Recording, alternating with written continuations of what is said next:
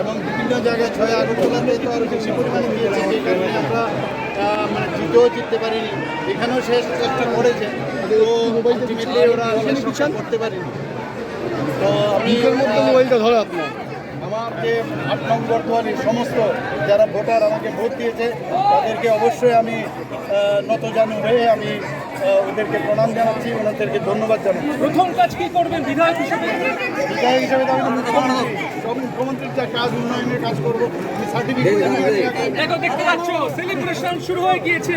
দলের যারা কর্পোরেটর রয়েছে তারা কিন্তু মালা পরাচ্ছেন। দেখতে পাচ্ছ যে রাজ্যের মন্ত্রী তারাও কিন্তু একেবারে মানিক শাহ সেলিব্রেশন।